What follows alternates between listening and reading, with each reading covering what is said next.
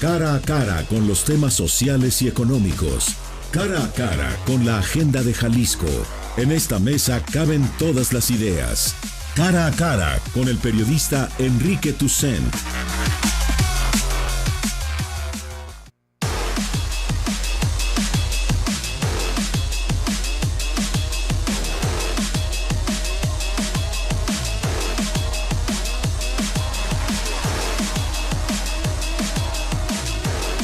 Muy buenos días a todos, ¿cómo están? Los saludamos en Cara a Cara, ya son las 9 de la mañana. Y bueno, con gusto de recibir a José Igor González, él es el jefe del Departamento de Sociología de la Universidad de Guadalajara. Igor, gracias por estar aquí con nosotros. ¿Qué tal? Buenos días, un saludo a ti y a la audiencia. Bueno, oye Igor, hay muchos temas para platicar, no sé si estés de acuerdo conmigo, pero este 2017 ha comenzado muy movilizado, un año con muchísimos temas. Y me gustaría primero conocer tu opinión sobre lo que han significado las marchas contra el gasolinazo. ¿Cómo las interpretas? Si crees que es un asunto que va a seguir, que se va a terminar diluyendo con el tiempo. ¿Cómo ves las marchas? Mira, sí, en términos generales, tengo como opiniones un tanto encontradas, o digamos que transcurren por dos vías. La primera tiene que ver con una mirada un tanto positiva o favorable con respecto a este asunto, a las marchas en general. Me refiero, por ejemplo, a que son una forma de canalizar el desencanto, que eso ya de suyo es fundamental. Y la segunda, que tiene, insisto, como una perspectiva también positiva, es que nos permiten tocar el pulso de por dónde andan las preocupaciones de la ciudadanía. Entonces, eso nos presenta el conjunto de marchas que hemos tenido, no solo al gasolinazo, pero sino las últimas recientes a las que nos hemos confrontado en estas fechas. Nos ofrece una ventana para mirar por dónde anda el desencanto de incluso las de Trump y todas, contra Peña en su momento, ¿no? Exactamente. Nos sirven para conocer por dónde anda este asunto, ¿no? Ahora, con respecto a una mirada un tanto más sombría, me preocupa mucho que las disputas o las discusiones que se están teniendo giren más en torno a quién puede adjudicarse la patria potestad de la protesta y no tanto a los problemas que hay detrás y que hacen que nos acuerpemos como sociedad. ¿Sí me explico? Es decir, pareciera que nos importa mucho más reconocer de quién es el derecho legítimo de protestar, si de los que estamos a la izquierda y abajo, a la derecha, ¿no? O a la derecha y arriba. Y es concentrarnos en eso, creo que diluye en buena medida lo verdaderamente importante, ¿no? Como el conjunto de núcleos temáticos que hacen que la gente o cierto sector de la población deje sus casas y salga a la calle a protestar.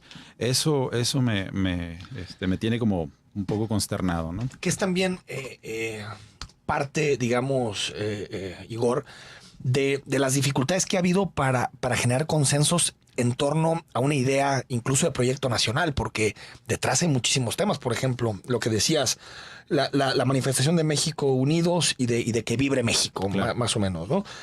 Una era mucho más crítica con el presidente y otra más bien con los asuntos externos, particularmente con Trump. Pero sí creo que una manifestación, y tú me corregirás, pero que tiene arraigo y que tiene sentido, lo que hace muchas veces es tratar de subsumir muchas demandas, claro, en una grande, que creo que el gasolinazo más o menos logró eso, decir, gasolinazo es una cosa, pero atrás está la corrupción, la impunidad, la crisis del régimen en nuestro país. Creo que en el asunto de Trump y las últimas manifestaciones no se logró eso, ¿no? Yo creo que tiene que ver con, por eso mi preocupación con la que te señalaba hace un momento, tiene que ver con que la propia legitimidad de las marchas o la ilegitimidad de las marchas cae por su propio peso. Es decir, pensar lo contrario implicaría pensar también que la gente es tonta. Y no, yo creo que cada vez hay ciudadanos más reflexivos y más, por lo menos mucho más atentos a lo que les acontece allá afuera, ¿no? Entonces, si pones un poco de atención, te das cuenta que la gente es una evaluación muy certera con respecto a con quién aliarse y de con quién distanciarse. Entonces, eso provoca que los núcleos temáticos que acuerpan a la gente empiecen a ser vistos como algo lejano o como algo mucho más cercano. Entonces eso hace que, creo yo, estemos obligados a pensar, a prestarle mucho más atención al modo en que la ciudadanía reflexiona acerca de lo que les acontece allá afuera. Y creo que esa es una de las causas por las que hemos visto esto que señalas, ¿no? A ver, hay gente que se reúne en torno a un tema específico, como el gasolinazo, que es algo mucho más cercano, pero que se da cuenta que en la marcha de hace un par de domingos hay dos discursos distintos y entonces optan por o no asistir o asistir, pero... Sí, fueron aparte muy pequeñas para lo que se esperaba, ¿no? Y para la gran convocatoria. Exacto. Ahora, Igor, a mí siempre este asunto del gasolinazo me deja también un sabor amargo en algunos temas porque digo, este país se siente muy indignado por un aumento de 2 pesos y 51 centavos en la gasolina, en el precio de Magna, de Premium y de los distintos combustibles. Y creo que está bien.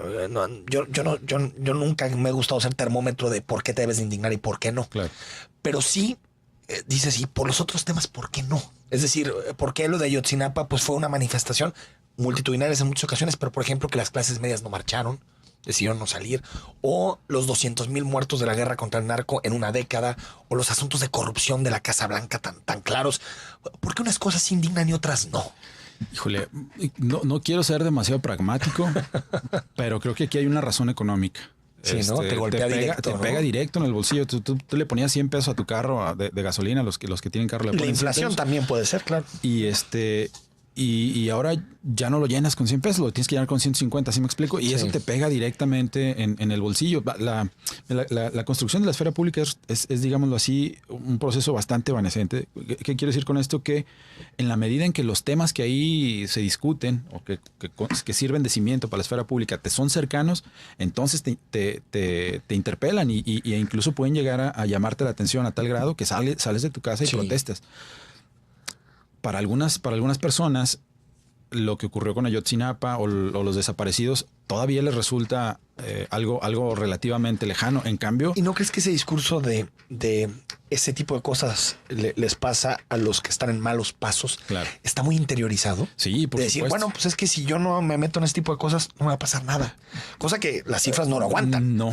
Ya, mira, ha habido, en los últimos 10 o 15 años ha habido un cambio cualitativo. Yo creo que esto hay que empezar a reconocerlo. O sea, la gente que no se mete en cosas, entre comillas el término, hay que empezar a reconocer que ha habido un salto cualitativo en términos de los golpes que asesta la violencia. Es decir, antes definitivamente era algo que ocurría allá afuera y con alguien lejano, ¿no? Con los malos, digámoslo de alguna manera.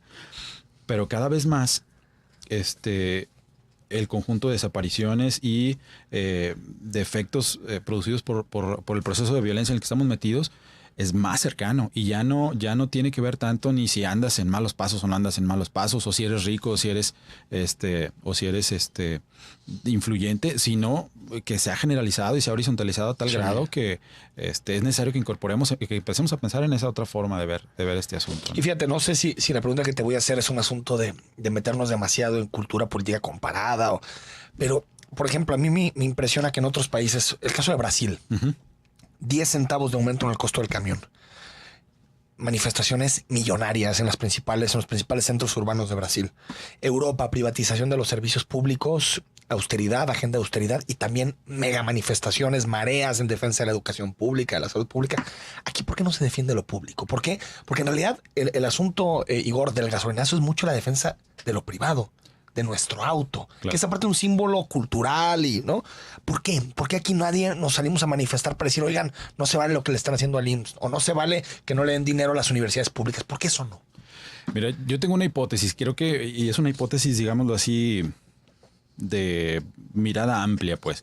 Me parece que uno de los grandes problemas en los que estamos, una de las causas de los problemas en los que estamos metidos como nación, tiene que ver precisamente con la relación que sostenemos con lo público. Vaya, las encuestas te dan un norte de por dónde anda esta relación. Sin citar cifras, creo que el problema aquí radica en que nos acercamos al espacio público y a lo que ahí acontece desde dos posturas muy marcadas, la desconfianza y el miedo. Y me parece que esas son centrales para incidir en esta especie de comparación que haces, ¿no? Con Brasil o con algunos países europeos. Creo que tienen otro tipo de relación con el Estado y con lo público. Porque aquí, aparte de la desconfianza y el miedo, que es clave, no sé si también que no te da demasiado orgullo depender de lo público. Claro. Por un asunto que tenemos muy metido de que pues mejor pagar tu hospital privado, mejor pagar tu auto, no depender del transporte. Aparte de esto, pues no te da mucho orgullo. Claro. Mira, vuelves al tema del que hablábamos hace un rato. Quizá valdría la pena empezar a pensar en la racionalidad económica que hay detrás de este tipo de asuntos. Vaya, ahora ya no es un personaje tan querido Octavio Paz, pero en El laberinto de la soledad explica muy bien esto que estás señalando, ¿no? Y que tiene que ver justo con cómo nos relacionamos con lo público. Vaya, no solo con lo público político, pues, sino con lo público en el sentido de la ciudad. Exacto. ¿Sí me explico? O sea, salimos a la calle con desconfianza. Oye, y desde que sospechas miedo, de pues. que quien está en la esquina ahí platicando con un amigo, pues algo trama, ¿no? Claro, claro. Vamos al corte y seguimos con Igor González.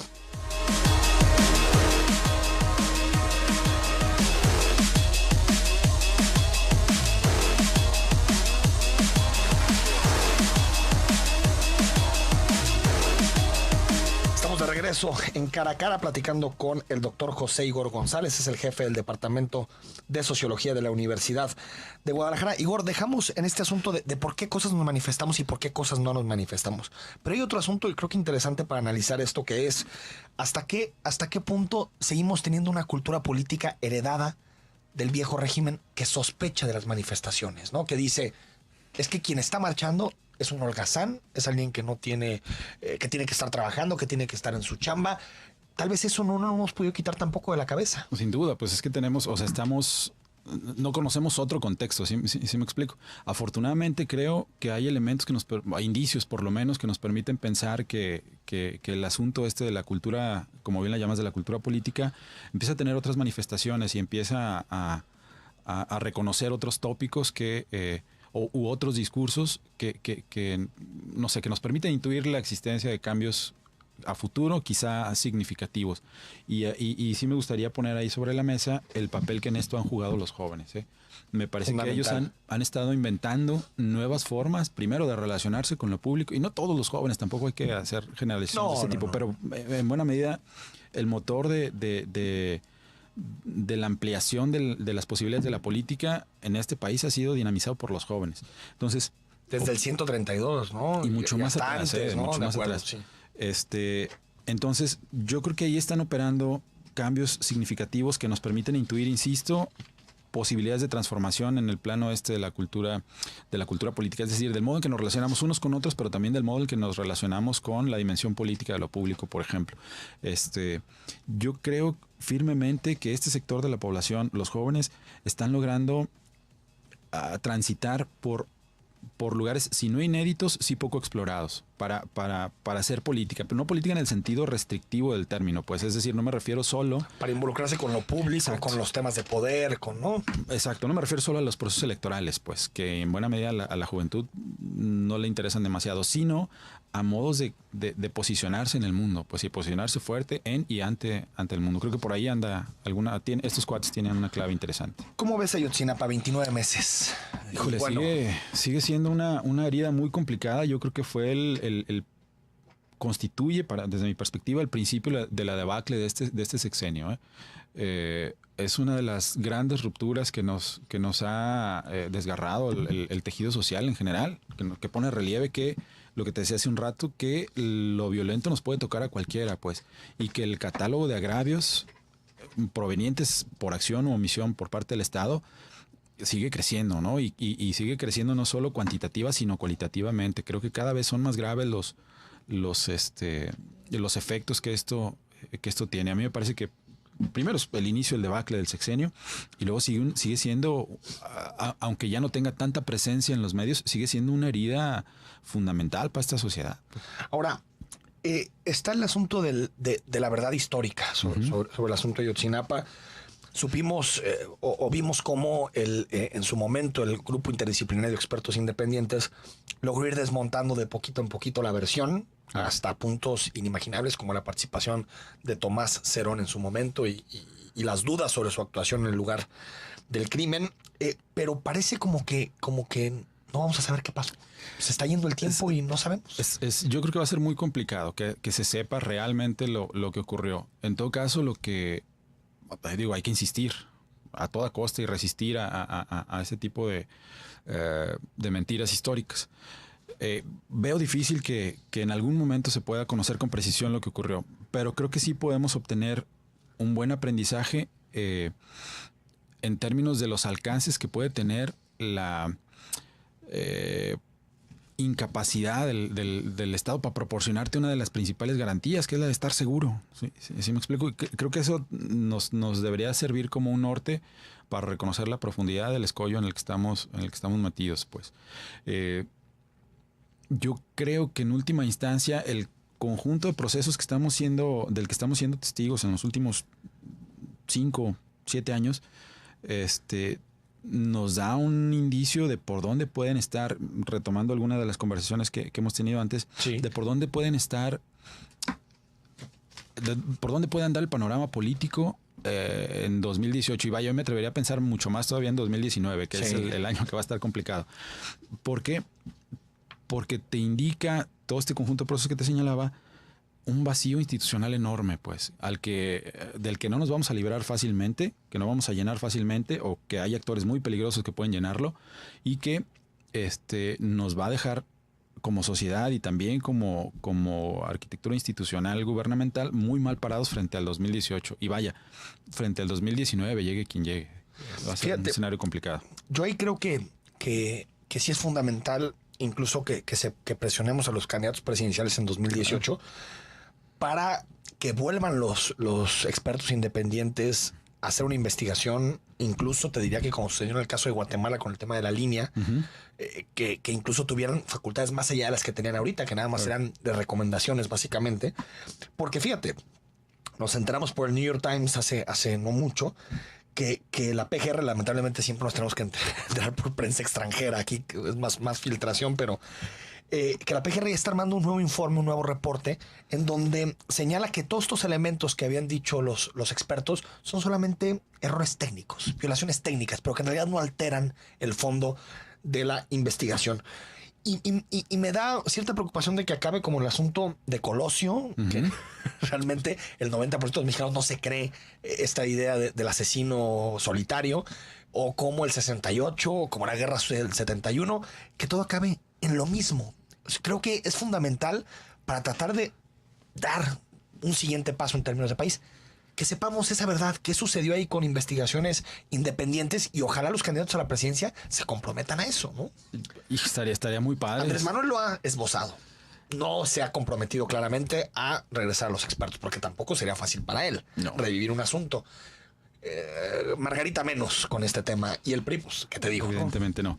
Mira, definitivamente es un escenario deseable, pero implicaría un costo político altísimo para quien decida hacerlo. Y pensando en el tipo de política que se hace en este país, sobre todo en las campañas, veo muy complicado que algún candidato se vaya a atrever a incorporar siquiera ese tema de manera oficial y fuerte a su discurso, a sus procesos de campaña. Lo veo complicado. Sí.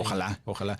Lo que nos queda, creo, es, como bien dices, exigir primero y luego aprender de eso como sociedad, que aquello que nos aconteció a todos, porque en realidad nos pegó a todos, que fue tan doloroso, que nos sirva para no solo para recuperar y recordar que estas cosas van a estar ahí presentes siempre, sino para ver de qué manera podemos evitarlo, ¿no? De qué manera nosotros podemos involucrarnos en los asuntos públicos como ciudadanos para que esto no ocurra, porque es... Y creo que Ayotzinapa tenía una cuestión que también se podía volver transversal, que es... Entiendo que había gente, segmentos sociales, que no estuvieran de acuerdo con algunas demandas de los normalistas de Ayotzinapa. Pero creo que sí hay un asunto ahí transversal, que es el combate a la impunidad y el combate al uso brutal y de infiltración de el narco en las estructuras de gobierno, y del uso tan autoritario que muchas veces hacen desde espacios municipales hasta estatales. Ojalá que eso sea un eje de transformación del país. O sea, que Ayotzinapa signifique eso para las clases medias, incluso para las clases acomodadas, para clases populares. Ojalá se pueda formar eso, porque veo como una especie de que el mensaje simbólico de Ayotzinapa se ha ido desinflando un poco en algunos sectores. Sí, tiene que ver con la gasolina, todos los debates que lo terminan tumbando, ¿no? Sí, el problema es justamente ese, que tenemos una cascada constante de agravios y de oprobios. Que uno va quitando al otro, ¿no? Híjole. O sea, tienes tantos frentes abiertos para quienes están involucrados en la protesta y en la exigencia, que pues eso también tiende a diluir la fortaleza de la movilización social, ¿no? Déjame al corte y volvemos también para hablar de 2018, de la elección.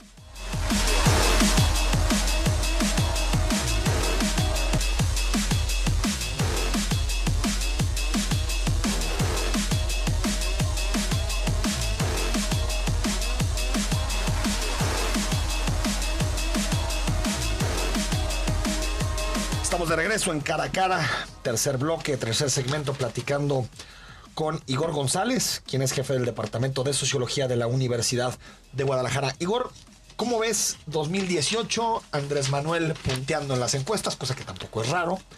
El PAN ahí con un debate interno, la figura de los independientes que comienza a aparecer, en particular con Emilio Álvarez y Casa, que parece que está levantando la mano, la izquierda que parece que no va unida, hasta donde vemos. No sé cómo ves el panorama. Mira, yo creo que el escenario previo al 2018 es un escenario bastante espinoso.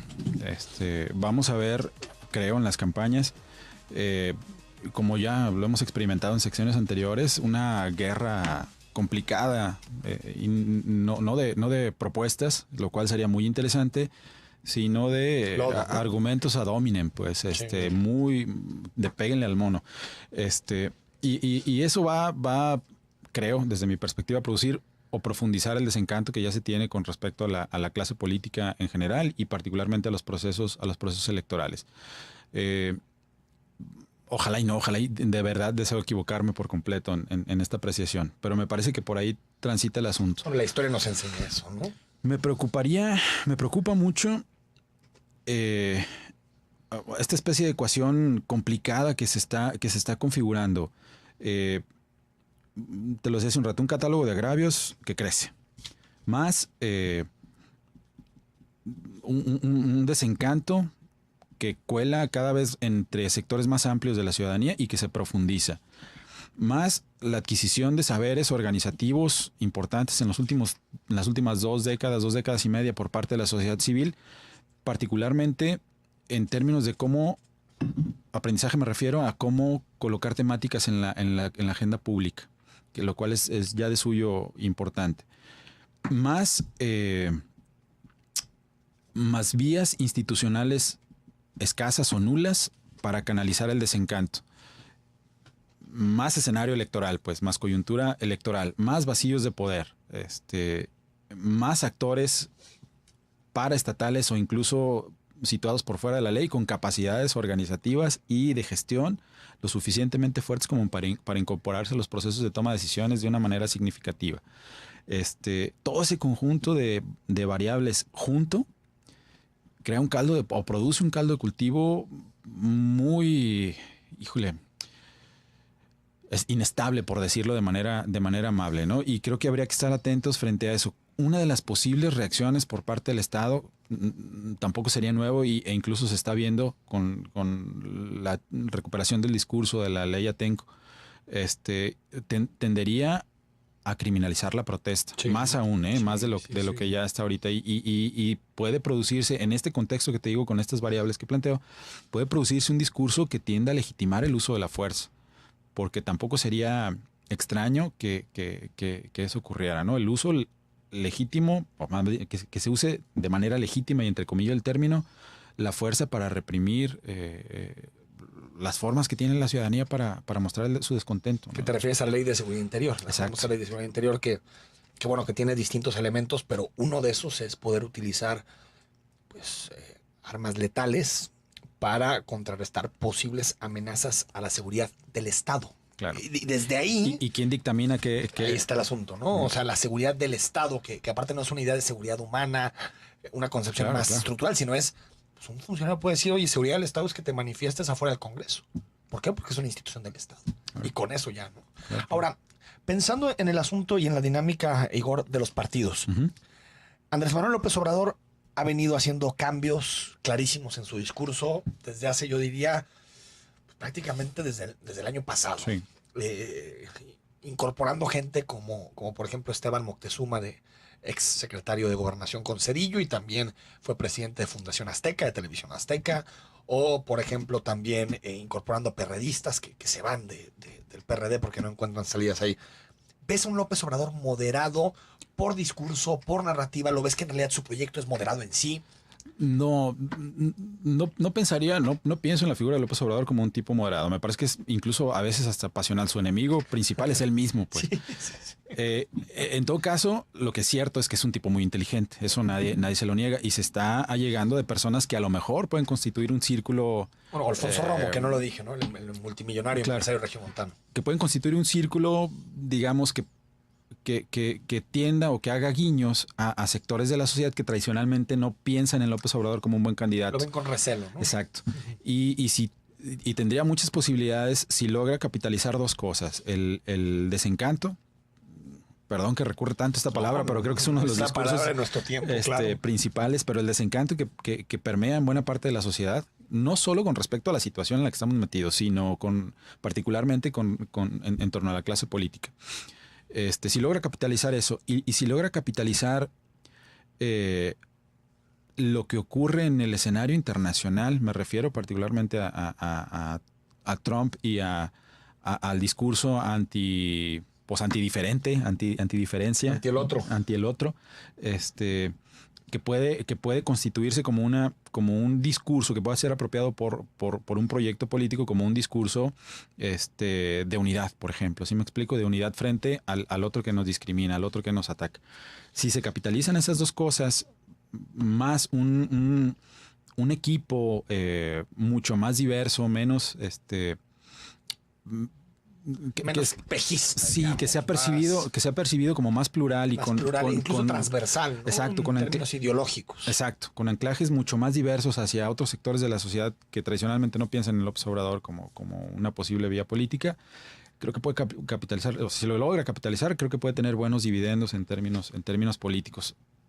Siempre y cuando no se dé un balazo en el pie como suele hacerlo, ¿no? Con sus frases. Digo, las encuestas señalan que ha crecido desde el gasolinazo casi 5 o 6 puntos. Creer en las encuestas ahorita, Igor, tú lo sabes, es casi como creer en Walter Mercado o en el tarot. Ahorita verdaderamente no te da ningún tipo de eficacia a la hora del análisis. Pero lo que sí parece claro es que, como dices, frente a Trump y al desencanto, Andrés Manuel se posiciona bien. Pero hay otras dos variantes que me gustaría que nos compartieras tu opinión. Una, la candidata independiente del zapatismo, o en general, digamos, que tiene un discurso más antisistema por mucho que Andrés Manuel. Y el independiente, que también, quieras o no, sobre todo en la Ciudad de México o en algunas urbes, le puede robar un buen segmento electoral a Andrés Manuel. No sé si ves que esos dos también pueden reconfigurar el panorama de 2018. Yo creo que sí. Quizá por ahí podría venir la posibilidad de enriquecer un poco el debate. La candidatura, incluso a veces estaban hablando de candidaturas colectivas por parte de la ZLN, pero la candidatura femenina indígena de este sector de la población suena a un proyecto altamente interesante. O sea, es decir, implicaría trastocar un montón de cosas, principalmente cómo se accede al poder y cómo se ejerce lo cual ya eso es un cambio fundamental en un país. Ese discurso está muy bueno. No sé qué tanto pudiera calar entre la población en general. Digo, no es una buena referencia, pero si uno revisa el discurso en Facebook o en Twitter acerca de esa posible candidatura, se da cuenta de que hay sanciones negativas, a veces muy explícitas, pero la mayor parte de las veces muy veladas y que revelan nuestro desconocimiento, ¿no? Con relación al fenómeno zapatista e indígena en este país. Y el proceso es que no hubieran candidaturas indígenas, que no hay. Exacto. O sea, eso es lo raro. Hasta yo en un país con 15 millones de indígenas. Precisamente por la tendencia estereotiparia que tenemos, ¿no? Entonces se ve como una mujer indígena presidente, ay, canijos, como descoloca pues al grueso de la población. Pero la propuesta es muy interesante. Y ahora, las candidaturas independientes creo que tienen un riesgo fundamental, que es el de el proceso de desgaste al que están sometidos los candidatos que llegaron por la vía independiente. Pienso en el Bronco, por ejemplo. Eso puede generar que esa figura que en su momento tenía una potencia política importante empiece a desgastarse y a perder legitimidad. Sin duda, creo que pueden ser dos factores que, sumados a la candidatura de Morena, pues, de López Obrador, pueden hacer interesante el escenario, mucho más allá de la guerra de lodo que puede suscitarse, ¿no? Sí, porque estoy totalmente de acuerdo contigo con el asunto de los independientes. Cuando una nueva modalidad, una nueva institución comienza a emerger, adopta mucho la personalidad de sus primeros ocupantes. Claro. Es natural, ha pasado con las comisiones de derechos humanos, los órganos electorales, pero en el caso del Bronco, Igor, creo que está demostrando un gobierno pues ineficaz, autoritario en muchísimas de sus decisiones, y por las diferencias que ves entre independientes son tremendas. Por ejemplo, entre el Bronco y Kumamoto. Claro. Entonces yo creo que de pronto la figura es un poquito vacía para expresarnos cosas. Tal vez lo que tenemos que pensar en los independientes es cada uno.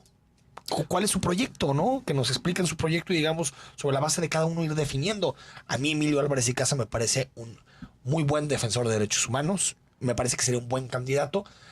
Todavía creo que es poco conocido fuera de la Ciudad de México y que una campaña nacional con todo lo que implica las asimetrías de este país, no la puedes hacer en redes sociales en todo el país, pues le podría complicar las cosas a Emilio. Sí, sí, por supuesto. Y creo que esta mirada es muy certera. Lo que propones es muy certero. Habría que...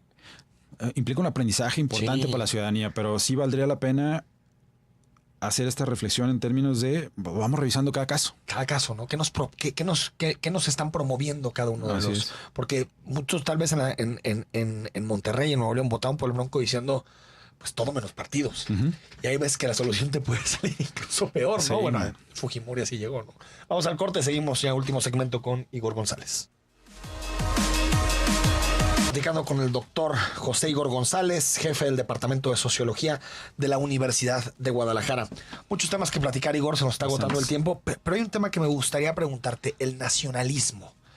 Sabemos, y esto está estudiado en teoría política, en teoría social, casi siempre las reacciones nacionales de un lado tienen un eco nacionalista también del otro.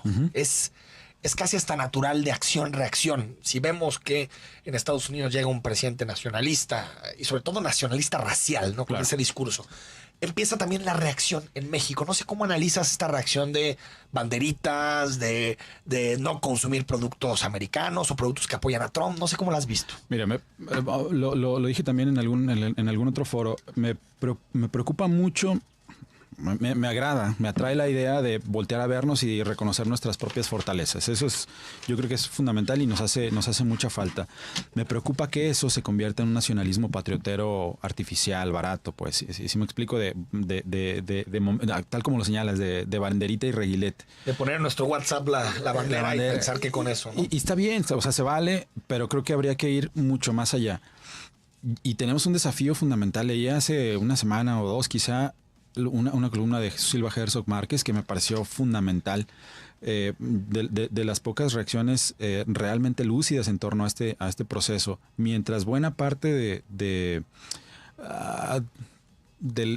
los sectores hegemónicos llamaban a la unidad. Sí, se llama contra la unidad. Exacto. Jesús Silva Herzog Márquez dice no, esa palabra hay que es bien complicada. Claro. Somos un país terriblemente plural, que debería de afrontar el desafío de construir un proyecto nacional con base en las diferencias, de apostarle precisamente a la unidad y la diversidad, exacto, como dicen en la Unión Europea, ¿no? Y ese yo creo que ese es el principal desafío, el no caer en el riesgo del patrioterismo artificial de banderita y reguilete y hacerle frente a lo diferente que somos. Pues somos un país altamente diferente, del norte de Baja California a Chiapas, Yucatán, pues. Entonces, habría que reconocer esas diferencias y aprovecharlas para construir un proyecto nacional, no una unidad nacional, que es diferente, es algo muy distinto, ¿no? Porque yo creo, Igor, que no está mal, y después de tantos años de libre comercio, de quitar aranceles, de apostar por lo de afuera, de importación, no está mal que en términos de nuestro discurso público tengamos una revalorización de lo que se hace aquí. Y nos demos cuenta, y yo me lo pregunto a mucha gente aquí en esta estación, oye, ¿cómo identifico los productos mexicanos? Desde ahí nos Claro. O sea, los dejamos de identificar, cosa que tendría que... Eso es uno, pero otro que nos lleve incluso a xenofobia con lo americano. Porque bueno, en un capitalismo sabes que lo que hacemos siempre es convivir más con los productos que con las personas, lamentablemente, ¿no? Con los productos de allá. O con el centroamericano. Particularismo sí, o no sé cómo llamarlo, porque la palabra nacionalista es muy fuerte. Sí. Apostar por lo nacional sí, pero que eso no implique, digamos, denostar al otro, de alguna forma. Mira, yo tengo, también lo ponía por ahí en el Twitter hace algunos días, tengo una intuición en torno a este asunto. Creo que hay un desafío en términos de voluntad política y luego de transformar la voluntad política en política pública. ¿A qué me refiero? Tratando de aprovechar el contexto internacional, pues, y la relación que tenemos con Estados Unidos. ¿Por qué no nos atrevemos a voltear al campo, por ejemplo? ¿Sí me explico? Pues, al campo y a nuestro litoral. Tenemos suficiente territorio y suficientes recursos y capacidades como para hacernos autosuficientes en términos alimentarios o alimenticios. Pero requiere voluntad política y políticas públicas. Y el Telecan destrozó poderosas. Exacto. Fortaleció a 2 o 3 empresas, pero a las demás se las echó. Pero fortaleció a la agroindustria. ¿Qué pasa con la industria y sobre todo los grandes terratenientes, ¿no? Entonces, habría que pensar en eso, a ver, claro. ¿por qué no se incluye eso como en un proyecto político, en un proyecto de nación? ¿Por qué no se incluye una vuelta al campo? Que es un desafío importante y tendría a la diversificación, a todo esto que tiene que ver también con construir soberanía, no solamente desde el discurso, sino desde los hechos. En todos los sentidos, sí, así es. Ahora, Igor, y en ese mismo sentido, ya decías el asunto de la unidad. A mí me parece que la unidad en este momento, el discurso de unidad nacional, es un discurso para salvar a un presidente ilegitimado. Me parece que tiene esa porque creo que si es posible construir la unidad, tú dices desde la diversidad. Si tú y yo no estamos de acuerdo, vamos debatiendo y discutiendo hasta el momento en que lleguemos y decimos, oye, lo que nos une es esto y lo que nos separa es esto. Vamos trabajando en esto que nos une, ¿no? Así es. ¿Cómo un presidente, quien sea, un gobernador, quien sea, puede pedir unidad sin contenido? Es decir, sin decirnos, oye, nada más para que estén conmigo y que se sientan orgullosos y que Trump diga, oye, la gente de México está detrás de su presidente. Pero hasta ahí, unidad en el vacío. Fíjate que ahí vale mucho la pena este asunto y colocarlo o conectarlo con la discusión a la que invitabas hace un momento en términos de la cultura política, porque creo que tenemos 2 discursos en torno a ese tema. Por una parte, el discurso de las autoridades gubernamentales que observan como si estuvieran, ¿no? pero viven en un país que pareciera el del México de los 70s, del siglo XX, en el que el dictado de la figura presidencial automáticamente alinea a todos, ¿no? Exacto. Unidad por decreto. Y eso ya no ocurre, pues. Y en cambio la sociedad, como lo decía al principio, ha tenido una serie de aprendizajes importantes, reflexivos incluso, para darse cuenta de que ese mensaje ya no cuaja, pues es ineficaz en términos simbólicos, porque ya no me dice mucho a mí como ciudadano. Entonces, quizá una vía para pensar la unidad en la diversidad, como crear espacios deliberativos, por ejemplo, tendría que provenir de la propia sociedad, lo cual constituye un desafío todavía mayor, pues, porque... Y definir ciertas prioridades ahí en términos de unidad, porque cuando dicen, oye, necesitamos unidad para sentarnos con Trump y lograr que el Tratado de Libre Comercio y lograr que el libre comercio sea el eje rector de toda nuestra política económica, pues no. O sea, habrá gente que digamos, no, pues claro. No, esa unidad no la quiero.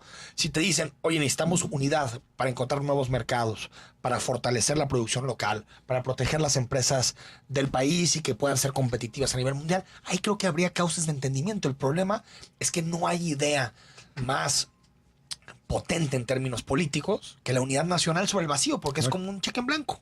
Claro, es que ahí te va un cheque para que tú hagas lo que quieras, porque si no te apoyo, es que no soy patriota, ¿no? Es un discurso muy tramposo y muy autoritario. E incluso que creo que no cuaja, pues. Sí. Creo que ya no baja, o sea, ya no es eficaz, en esos términos, como solía serlo en los 60s o en los 70s en este país. Me parece que eso se ha transformado y nos coloca primero frente al vacío, como bien lo dices, pero también frente a la posibilidad de construir otras formas de estar juntos, pues, otras formas de deliberar y de estar y ponernos de acuerdo, ¿no? ¿Ves que el mundo, Igor, gira a la derecha? Abril, elección en Francia, Marine Le Pen punteando. Parece que va a ser centro derecha contra derecha la segunda vuelta. En Ecuador, si bien gana Lenin Moreno la primera vuelta del correísmo, sin embargo parece que en la segunda vuelta puede ser que no la gane. En España sigue el Partido Popular. En Inglaterra lo que pasó, Geert Wilders en Holanda. ¿Ves que el mundo empieza a girar un poco a la derecha? En buena medida sí, pero justo estoy escribiendo un texto sobre este asunto. Me parece que es más complejo, más que en términos de plantearlo en espectro ideológico. Claro, creo que está pasando un fenómeno muy interesante, te lo platico en 2 segundos. Creo que estamos frente a un proceso en el que la dimensión ética y la dimensión estética de la política se ha trastocado. Es decir, usualmente la idea era que lo ético predominaba sobre lo estético en el plano político. Y en la medida en que la política se ha hecho más performativa, más de puesta en escena, más de imagen, incluso mediática, ¿no? Esa relación se ha invertido. Vemos ahora un proceso político o un campo político en el que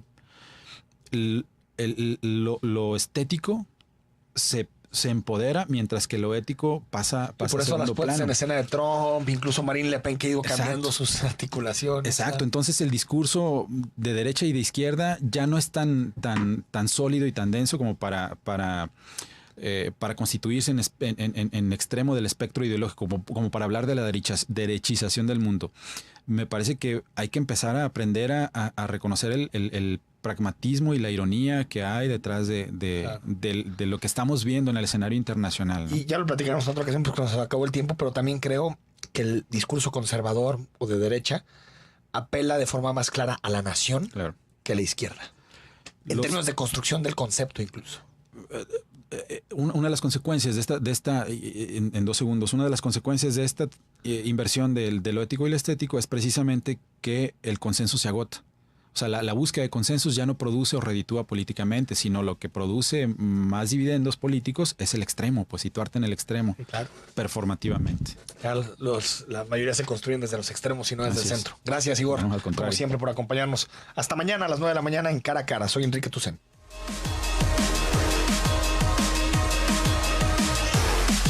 Seminario Estratégico de la Administración Municipal del Tecnológico de Monterrey.